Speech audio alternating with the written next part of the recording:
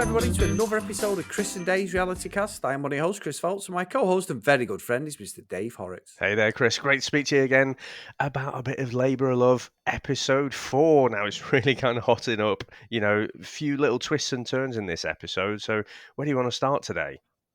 I think we've just got to start with the dates, to be honest, Dave. We had a couple, didn't we, tonight? And I like the way they do this because you're weeding out different people. Even though we'll get on to Keith, he wasn't very happy again. But I think Alan's the main one of this episode, Dave. Yeah, so, old Alan gets chosen to go on a date, and he does all right, to be fair, doesn't he, in the date? They're talking about the past and the future. They write on the past car things like deceit, control, doubt. So they both seem to have similar feelings and had that kind of good connection. And then, for the future, they're talking about communication and what have you. It all seemed to go pretty well. But Keith, he's proven a little bit feisty, isn't he? And he sort of laid out some chicken. So I guess, Chris, you could say he cock-blocked him. Very bad, David. Very bad. But it was interesting. Basically, right at the end of the date, there, Alan's kind of snatched defeat from the jaws of victory, hasn't he? Yeah, you know what? I don't think, and obviously, like you say, we have to talk about the end because Alan gets ultimately voted off, doesn't he? He gets put in the last 4.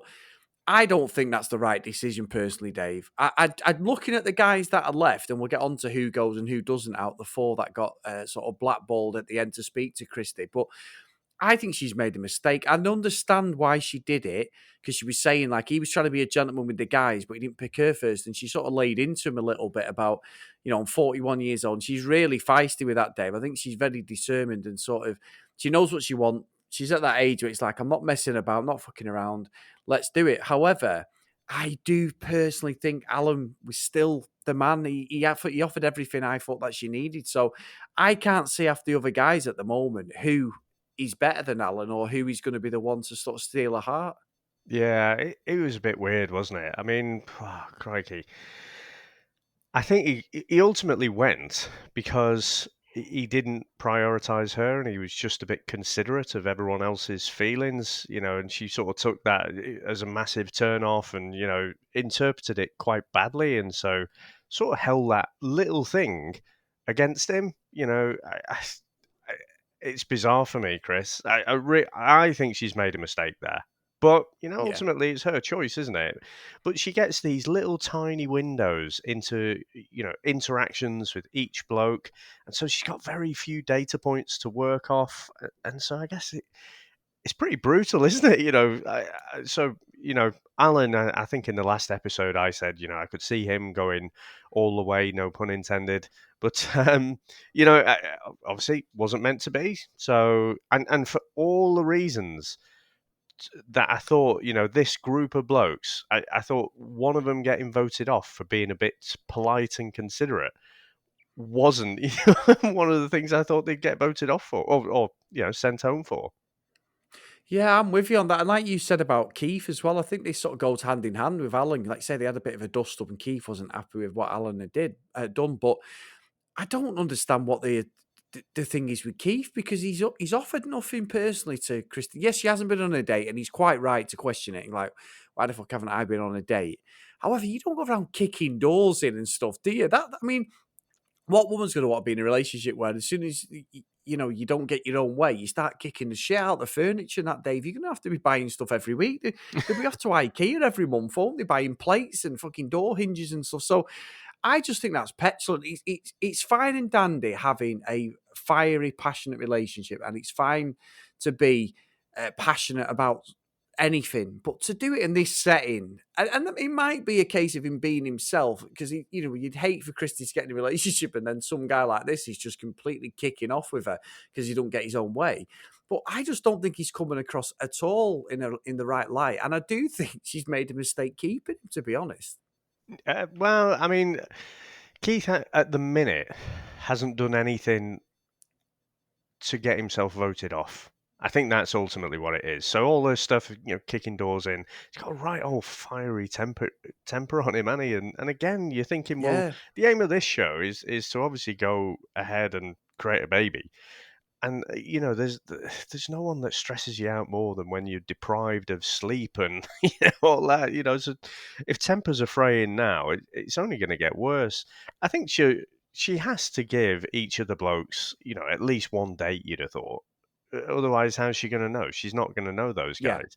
So I think it's like it's a double-edged sword, isn't it? If you go on a date, you get more time to spend with Kristy, but also you put yourself out on the ledge that you could talk yourself out of the house. And like I say, I'm looking back at that Alan thing and just scratching my head. But yeah, another one though, Chris, is Gary, old Clark Kent lookalike. So You know, sorry, Dave. Go on. yeah, no, I was just gonna say, he just looks like Christopher Reeves, Clark Kent, doesn't he, to me? But what did you make of that date? Me and Sam have been watching it. Obviously, we're only 4 episodes in. I know we've got 6 to go, 2 more to go. So it's 6 in the series. I genuinely said, someone said he could be a bit of a dark horse. He's a Yeah, very clever guy. I said he's not offered a lot at the moment, but usually in these shows, the ones who are like dead up front and brash or quite on camera, they don't necessarily always win. They tell a journey and they get rid of him. And obviously, it's Christie's choice. He could be the surprise one day for me. I think he's got the qualities. He said, didn't he, I'm going into dad mode and all that, and he controlled the situation quite well. Obviously, that's not real life. It's a set up date in it and stuff with an activity. yeah. However, I just think he's so vanilla and almost not normal, but he's just seems like he's got his head screwed on that he might be someone who we might see in the top 2 or 3 at the end. Yeah, I mean, he's very understated, isn't he? He's possibly going to fly under the radar.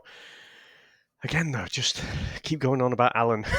But I just think, given what he got voted off for, I think Gary, if he's not careful, could end up voted off for the same thing. He does seem very considerate and very, empathic, aware of his surroundings. And, it seems like Christy wants more of a bastard who's just going to just going to choose whoever, prioritize her and just fuck everyone else off. So I agree. It could be one to fly under the radar there and make it, to the last few. But yeah, I don't know. He certainly did well, didn't he? Because all the kids were like painting him and stuff, and they all the kids seemed to love him. So with the name of the game in this show is obviously all around kids, then yeah, I thought he played a blinder, to be honest. Yeah, and it's going to be interesting as we go into the last 2 episodes because they're going to have to kick a few off, aren't they? I'm wondering whether the next episode she may end up with like the 4 she picks at the end. They might all just end up going. Yeah, But we get a preview, and obviously Trent gets to stay. Another unusual one. I think Trent's a nice guy, and we follow on Instagram. He's got a really interesting life, and he seems really good. But I've not seen anything between them both to suggest why he should be there over Alan or any of the other guys who's gone. It just seems he's quite quirky. He's out there, respect that, and he's being himself. However, I can't see a spark between him and Christy, and I'm not sure like Christie's 41. It's going to be interesting. Is she one of these people who just makes bad choices with guys? I'm not sure, Dave, because it's not to me seeming like any of them guys are offering anything yeah. I different. mean, Trent's pretty quirky, isn't he? And that, Mm, I don't know. I don't really see a good personality match with him and Christy, to be honest. But again, a bit like Keith, he's not really had the opportunity to go on a date yet. So I think she's got to have a few dates with the guys she's not been out with before and then make a call from there. But like I say, it is really compressed, isn't it? With only having the 6 episodes, you're right. It's all got to speed up a bit now, in the next episode now. So, I mean, I tell you, I thought also played a blinder as well, Chris, was Kyle, because he didn't get to go on a date, but he kind of made it happen himself. He cooked up his own little food date. He had some chocolate and strawberries and stuff, and seemed to go down pretty well. He did, to be honest, again, and I think it's the security of him. He's really like he's a proper bloke, isn't he, Dave? You know, he's a big guy. I think she feels quite protected when she's with him. He knows and does all the right things, and he seems really genuine. So there is a connection there. And he even mentioned, didn't he, that Marcus is the one, and we get, like you say, we get a preview of Marcus going in for another kiss with Yeah, Kristy, and it looks like he's successful. I agree. I think, we've got Gary there in the background. He's definitely the silent assassin, but I think it is between Kyle and Marcus at the moment. I do think, Dave, I've sort of questioned now and again some of the stuff Stuart's done, but I was pissing myself laughing when they were doing "What baby would you have, a boy or a girl?" and he was sat next to Kristy, and he went, "Oh, that's a really difficult one." I was thinking, "Oh, just be yourself. If you want a boy, tell him you want a boy. Don't sit there thinking shit," because it just seemed fake to me with Stuart. And I've got no question that what he was saying wasn't genuine, but the way he came across was as if to say he was thinking, "Oh shit, I need to say the right answer. Kristen needs to hear, not what I genuinely think." And I think if you're going to be in a relationship, she's got to respect him. Most guys are probably going to say a boy, aren't they? But someone might say, "Well, I just want the baby to be healthy," which probably, if you're yeah, trying to win a popularity contest, that's the answer you give, Dave, whether it's the truth or not. And I think that's where Stuart came a little bit unstuck for me there. yeah. I mean, I don't know. It was the perfect answer, wasn't it? I don't know about fake. It was just tactical, wasn't it? Yeah, You know, that's what I mean. Yeah, tactical. Yeah, you're right. yeah. So I mean, especially, I mean, I don't know if they get to see what the other guys got booted off for, but was it Marcelo? Was it who said he want two boys, or was it Angelo? I can't It might have remember. been Angelo, I think. It was one of them, wasn't it? But Yeah. so she just wants the kid to be healthy, so she's not bothered. So the perfect answer there. So Stuart, he did well. Whether it was authentic or not is a different question. But what did you make? I mean, Matt again. After his date with Kristy, I thought he was in not pole position necessarily, but he was definitely in with a shout of winning the thing.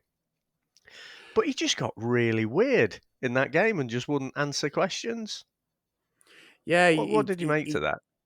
he just flipped, didn't he, completely? I don't know whether the acts wore off. He is a wrestler, Dave, so they're pretty much actors. Whether he's been playing a bit of a game through this, and Mm, he messed it up. As soon as, I mean, to me, I must admit, the one thing with the show, as soon as Christy starts doubting people, I've not seen anybody she's doubted in one of her VT segments survive on the fucking show. So as soon as yeah, she said that about Matt, I was thinking, he's gone.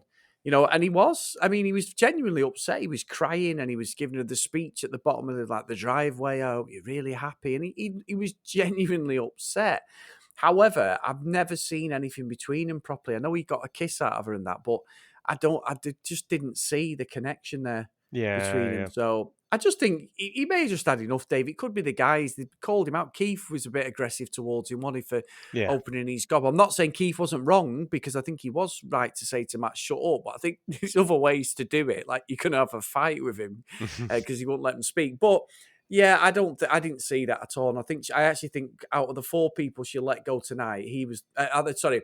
Out of the four people she got back and the two she let go, Matt was the right one to let go. Yeah, yeah, yeah.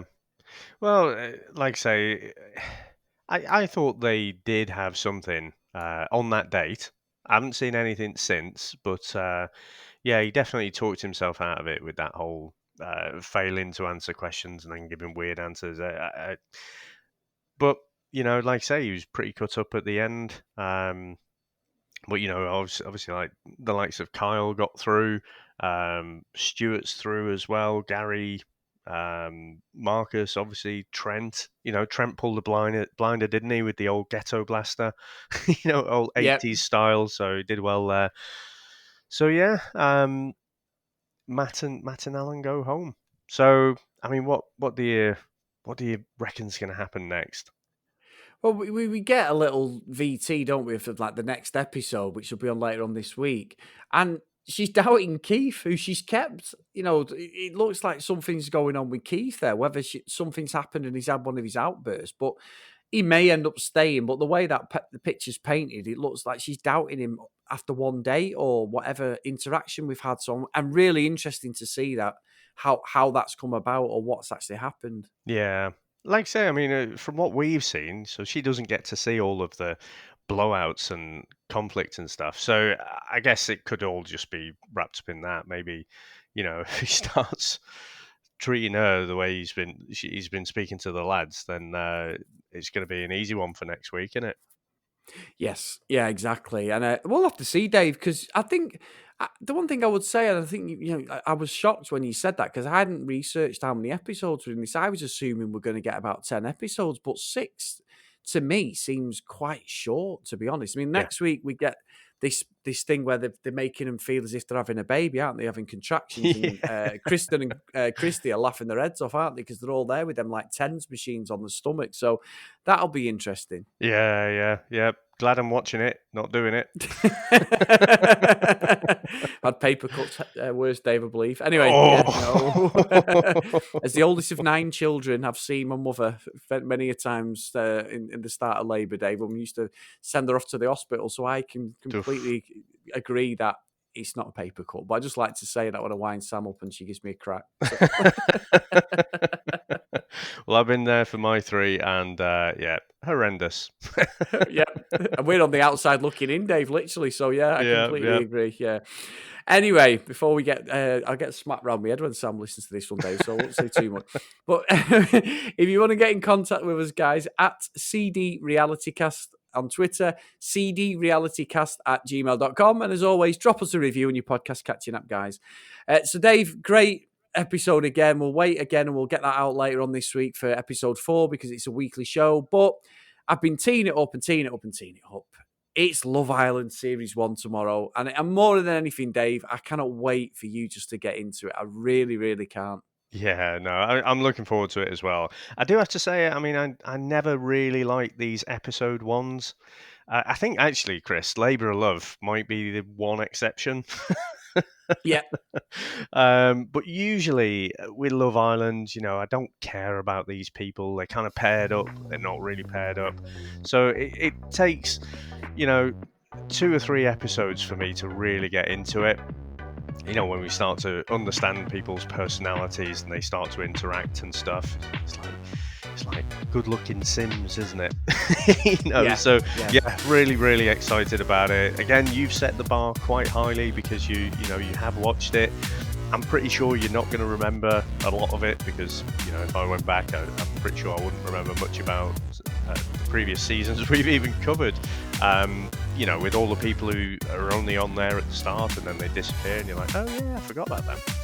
So yeah, really looking forward to it though. And we'll be back to our daily / every other day kind of schedule, I guess.